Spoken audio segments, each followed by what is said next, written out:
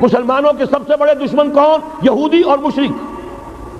پہلی آیت میں یہودیوں کا تذکرہ ہوا، انہیں مشرک نہیں کہا، کافر کہا۔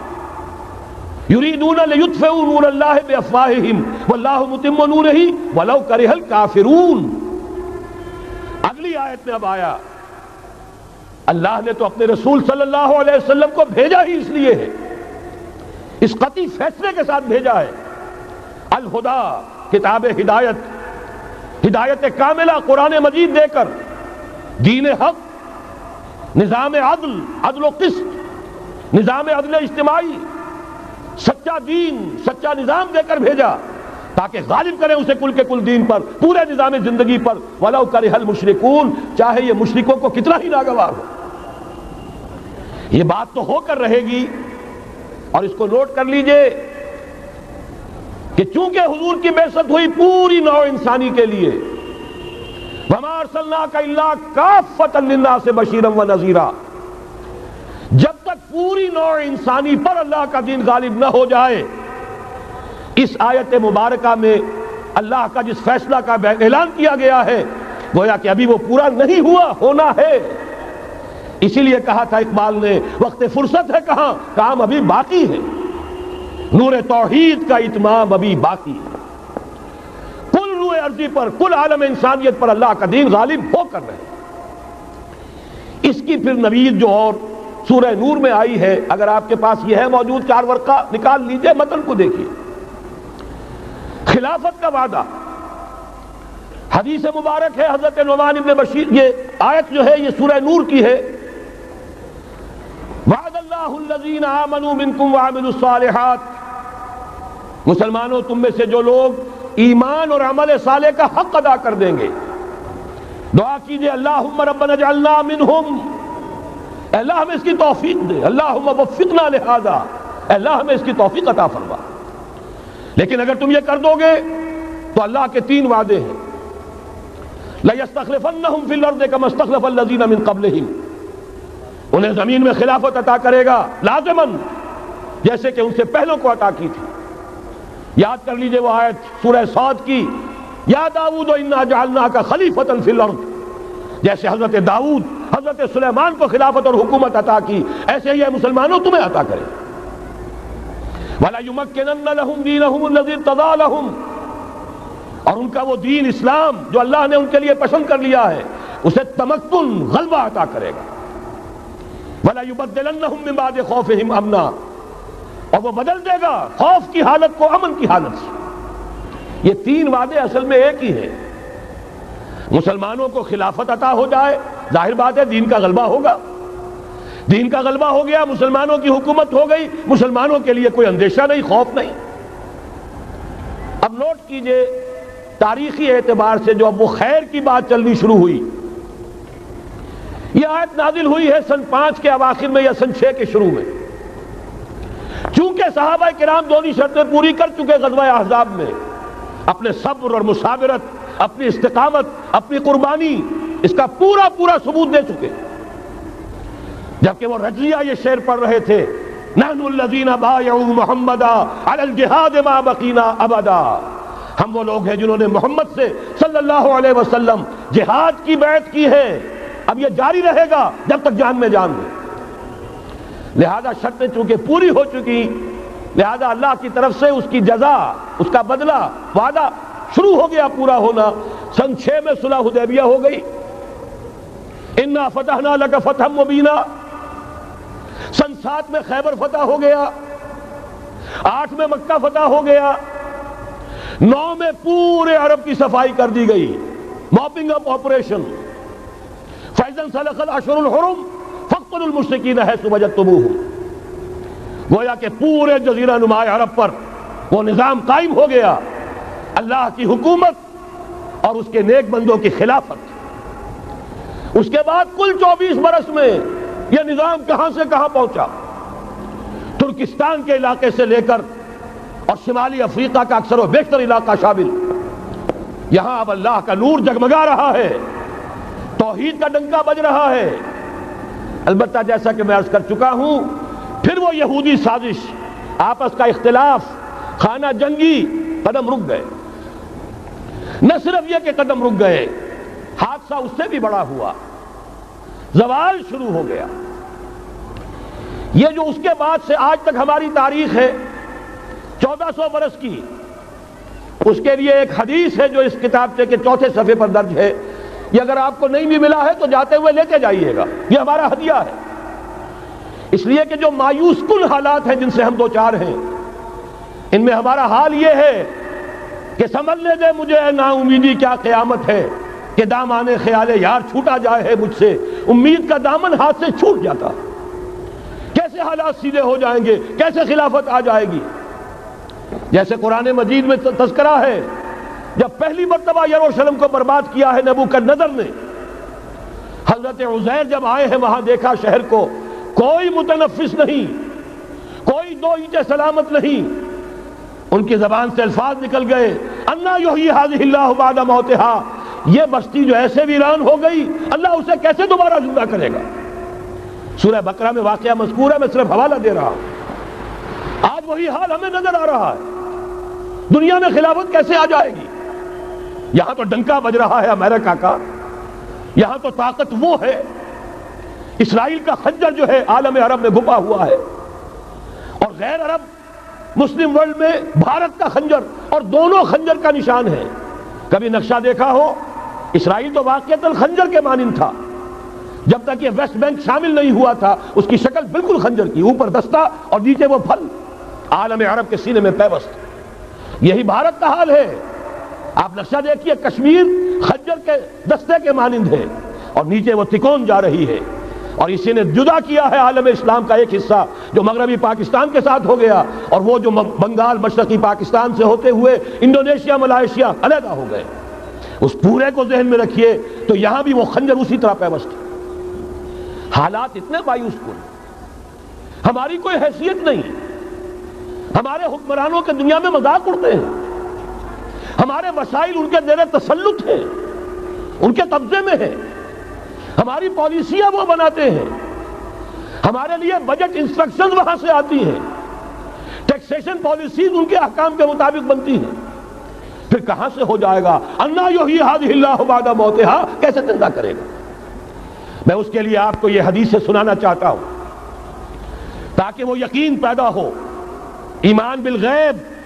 جو پہلی شرط ہے قرآن مجید کی ہدایت سے استفادے کی، الف لام میم ذالک الکتاب لا ریب فیہ ھدی للمتقین الذین یؤمنون بالغیب۔ نبی نے خبر دی صلی اللہ علیہ وسلم، اور آپ نے اپنی تاریخ، اپنی امت کی کل تاریخ کے 5 ادوار گنا دیے۔ حضرت نعمان ابن بشیر کی حدیث مسند احمد ابن حنبل میں، تکون النبوۃ فیکم ما شاء اللہ ان تکون، مسلمانوں تمہارے مابین نبوت قائم رہے گی، موجود رہے گی، یعنی میں بنفس نفیس تمہارے مابین رہوں گا جب تک اللہ چاہے گا۔ ثم یرفع اللہ اذا شاء یرفعها، پھر جب اللہ چاہے گا نبوت کو اٹھا لے گا، یعنی میرا انتقال ہو جائے گا۔ دوسرے دور کی خبر دی، ثم تکون خلافۃ علی منہاج النبوۃ، پھر ایک دور آئے گا خلافت کا این نبوت کے نقش قدم پر، کوئی فرق نہیں ہوگا، وہی نظام جو میں نے قائم کیا ہے جوں کا تو قائم رہے گا، میرے نقش قدم پر وہ خلافت ہوگی۔ فرمایا وہ بھی رہے گا جب تک اللہ چاہے گا، پھر وہ بھی ختم ہو جائے گا۔ پھر فرمایا تیسرا دور آئے گا، ثم تکون ملکن عاضا، ظالم ملوکیت، بادشاہی، محل بنیں گے، ٹھاٹ جمیں گے، ظلم کا سکہ رواں ہوگا، ناجائز قتل ہوں گے۔ حجاج ابن یوسف کے ہاتھوں سینکڑوں تابعی محمد ابن قاسم بلا کر شہید کر دیے گئے، ورنہ اسی وقت پورا یہ جزیرہ نما ہند جو ہے، انڈین پیننسولا، اس وقت پورا کا پورا مسلمان ہو جاتا۔ لیکن ملوکیت کو کبھی یہ برداشت نہیں ہوتا کہ کوئی شخص پبلک کے اندر مقبول ہونا شروع ہو جائے، پاپولر ہونا شروع ہو جائے، ان کے اقتدار کے لیے خطرہ ہو سکتا تھا۔ اسی دور ملوکیت میں واقعہ کربلا ہوا، حسین ابن علی رضی اللہ تعالی عنہما شہید ہوئے۔ اسی ظالمانہ حکومت کے دور میں واقعہ ہررا ہوا، مدینے کی بے حرمتی ہوئی 3 دن تک۔ اسی کے دور میں حضرت عبداللہ ابن زبیر رضی اللہ تعالی عنہما شہید ہوئے۔ میں اب کیا کیا گنواؤں؟ حضور نے جب فرمایا ثم تکون ملکا عاضا، کاٹ کھانے والی ملوکیت، یہ اسی کی شرح ہے۔ فرمایا یہ دور بھی رہے گا جب تک اللہ چاہے گا، پھر جب اللہ چاہے گا اسے بھی اٹھا لے گا۔ پھر چوتھا دور آئے گا، ثم تکون ملکا جبریا، پھر بادشاہی ہوگی غلامی کے ساتھ۔ میں نہیں کہہ سکتا اس وقت صحابہ نے اس کا مطلب کیا سمجھا ہوگا، اب چونکہ یہ دور ہمارے سامنے سے گزر چکا ہے، بلکہ ایک اعتبار سے ہم اسی دور میں سانس لے رہے ہیں، لہذا بات سمجھ میں آ رہی ہے کہ وہ ملوکیت چاہے ظالم تھی، بادشاہ مسلمان تو تھے، کلمہ گو تو تھے، ان میں بہت اچھے بھی ہوئے ہیں، تاریخ انسانی میں مسلمانوں کے جیسے عمدہ مثالیں ہیں عمدہ بادشاہوں کی، شاید تاریخ کے اندر کوئی اور مثالیں پیش نہ کی جا سکے، لیکن یہ کہ اس کے بعد جو دور آیا، کہیں ہم تاج برطانیہ کے غلام بن گئے، ملکہ برطانیہ، شاہ برطانیہ، ہز میجسٹیز گورنمنٹ، ہر میجسٹیز گورنمنٹ، کہیں فرانس کے، کہیں اٹلی کے، کہیں ہالینڈ کے، کہیں اور کسی کے، فرانس کے، اس طرح سے پورا عالم اسلام جو ہے کولونیل دور کے اندر غلامی کے دور میں چلا گیا۔ یہ چوتھا دور تھا، لیکن یہاں تھوڑا سا توقف کر لیجئے، یہ چوتھا دور ایک درجے میں ختم ہو گیا ہے، کہتے ہیں دنیا والے کولونیل دور ختم ہو گیا، حقیقت میں ختم نہیں ہوا، براہ راست حکمرانی ختم ہوئی ہے، انڈائریکٹ رول جاری ہے، ریموٹ کنٹرول کے ذریعے سے وہی حکومت کر رہے ہیں، بٹن وہی سے دبتے ہیں،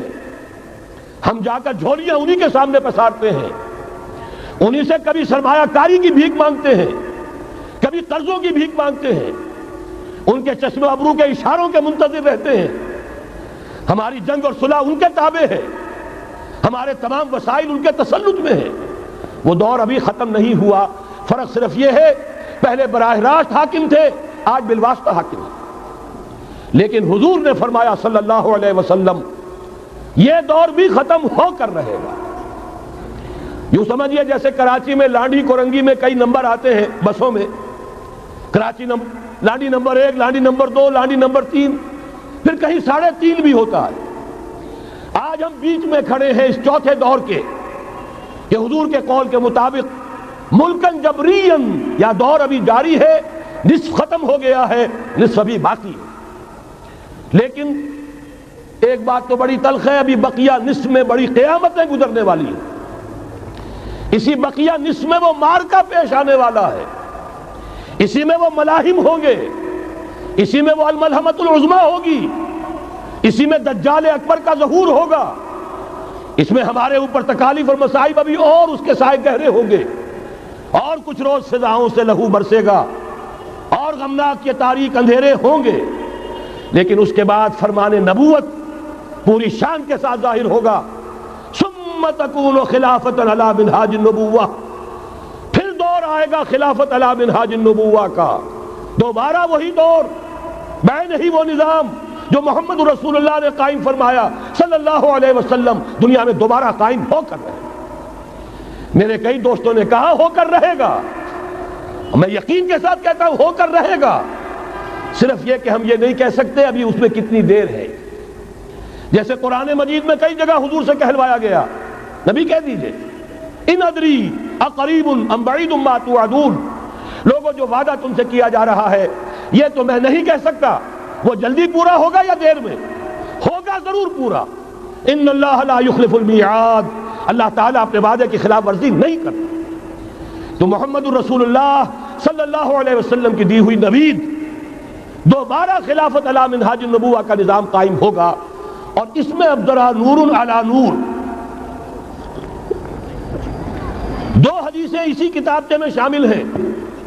پھر عرض کر رہا ہوں یہ آپ کو مل جائے گا اگر نہیں ہے اس وقت، اور میں چاہتا ہوں آپ ان کے متن یاد کریں، ان حدیثوں کے مبلغ بن جائیں، ان آیات کو حفظ جان بنائیں،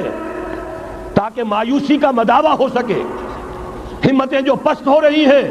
ان میں دوبارہ عزم جمع پیدا ہو سکے۔ اس لیے ہم نے بڑی تعداد میں اسے شائع کیا ہے، 100 کے پیکٹس کے اندر آپ کو یہ مل سکے گا اگر آپ لینا چاہیں، عام کریں، پھیلائیں۔ پہلی حدیث ہے مسلم شریف کی، صحیحین میں سے ایک، سند کے اعتبار سے بلند ترین درجہ، حضرت ثوبان اس کے راوی ہے رضی اللہ تعالی عنہ، بڑے پیارے الفاظ ہیں محمد الرسول اللہ صلی اللہ علیہ وسلم کے، فرماتے ہیں ان اللہ زوالی الارض، اللہ نے میرے لیے پوری زمین کو سکیڑ دیا، لپیٹ دیا، فرائے تو مشارقہا و مغاربہا، میں نے اس کے سارے مشرق دیکھ لیے، سارے مغرب دیکھ لیے، وَإِنَّ أُمَّتِي سَيَبْلُغُ مُلْكُهَا مَا زُوِيَ لِي مِنْهَا، اور یقین رکھو میری امت کی حکومت ان تمام علاقوں پر قائم ہو کر رہے گی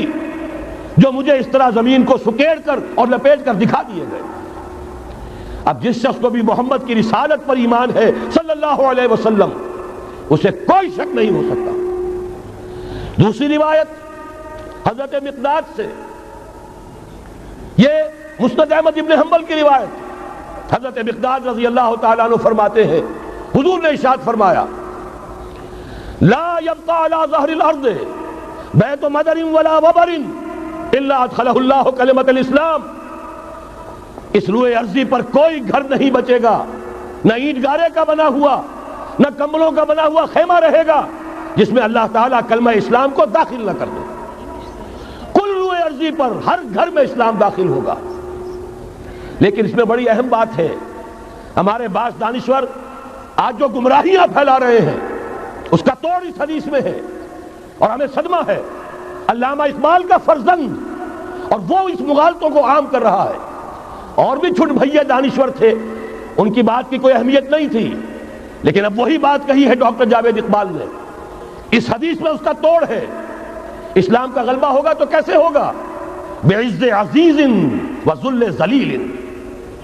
یا تو کسی عزت والے کے اعزاز کے ساتھ ہوگا اور یا کسی کمزور کی مغلوبیت کی بنیاد پر ہوگا۔ اما یعزہم اللہ، یا تو اللہ گھر والوں کو، خیمے والوں کو اعزاز عطا فرمائے گا، فیکونون من اہلہا، وہ اسلام ہی کے کلمے کو قبول کر لیں گے، وَإِمَّا يُذِلُّهُمْ، یا اللہ انہیں مغلوب کر دے گا، فَيَدِينُونَ لَهَا، اور ان کے لیے لازم ہوگا کہ وہ اسلام کی تابعداری اختیار کریں۔ یہی دو راستے ہیں، یہی سورہ توبہ میں بتایا گیا تھا۔ ان یہودیوں سے، ان نصارہ سے مسلمانوں جنگ جاری رکھو، حتیٰ یؤتوا الجزیۃ عن ید وہم صاغرون، یہاں تک کہ اپنے ہاتھ سے جزیہ پیش کریں، چھوٹے بنیں، اسلام کی بالادستی کو قبول کریں۔